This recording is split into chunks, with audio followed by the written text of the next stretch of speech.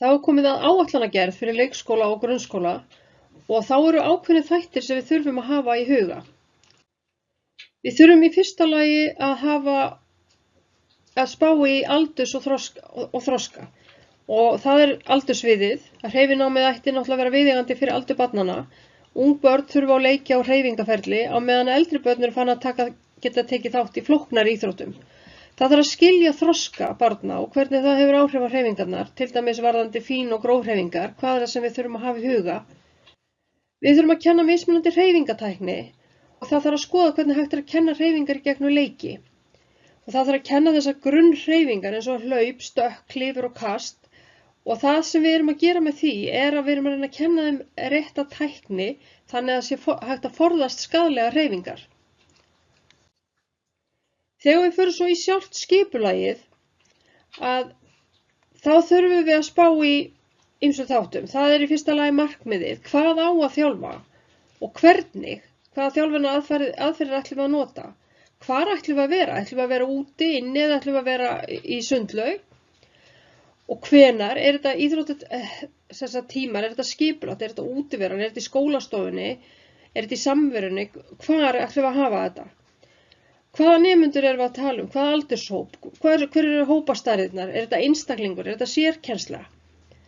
Og það er samvinna, þurfum við að tala við einhverja fleiri, er það aðrir kennarar sem koma að þessu, stuðningsfulltrúar, leikskólaliðar, þroskaþjálfi, eldri nemendur eða foreldrar eða einhverjir aðrir. Þetta er allt sem við þurfum að hafa með þegar við setjum skipulagið okkar upp.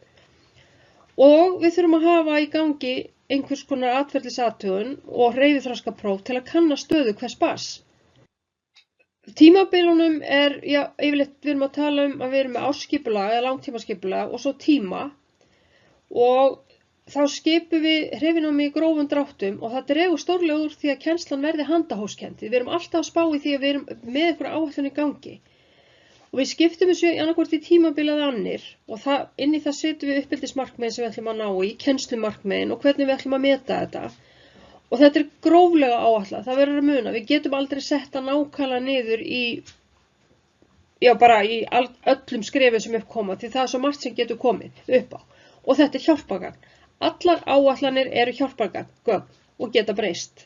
Og það er bara mjög algengt að maður reyna að breyta áætlunum, alveg sama hvort að það er svona hreyfiáætlun eða einhvers konar annars eða námsáætlun eins og þeir eru með í þessu fagi. Því það er ekkert sem er greypt í stein. Og það þarf náttúrulega sérstaklega þegar við erum að tala um börn að þá þurfum við náttúrulega að meta alltaf stöðuna þannig að við getum þurft að breyta út frá því. Vikuáætlunin, hún veitir yfirsýn frá degi til dags. Þar inni eru fjöldi hreyfistunda, hvað á að þjálfa. Og það er þjálfunarmagnið, það sést álagið, tíðnin, fjölbreytnin og hvar og hvenar við ætlum að gera þetta. Og aftur er það, og má ekki gleyma, verðum að ýta á það aftur og aftur, kennslumarkmið og uppeldismarkmið. Hvað ætlum við að fá út úr þessu hreyfinámi? Tímaáætlun, þar erum við að sjálfsögðu með kennslumarkmið og uppeldismarkmið og þar útfærum við smáatriðin og tímasetjum þau. Þarna erum við með verkefni, við erum með áherslur, við erum með lýsingar og skipulag, hvernig við ætlum að hafa þetta og við skiptum tímanum alltaf í þrennt. Það er upphitun, það er aðalæfing og það er niðurlag. Og það er mjög mikilvægt að halda sig við þetta. Þarna erum við komin niður í mjög nákvæma tímasetningar og nákvæmt skipulag, eða ekki tímasetningar, segja frekar mjög nákvæmt skipulag. Og síðan þurfum við að hafa mat, eftirfylgni á mat.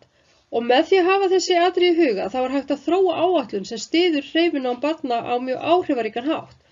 Og reglulegt mat á frammistöðu barna og hvernig þau þróast í hreyfináminu er þannig mjög mikilvægt. Og það er mjög mikilvægt að vera með jákvæða endurgjöf og hvetja börn til að halda áfram að hreyfa sig.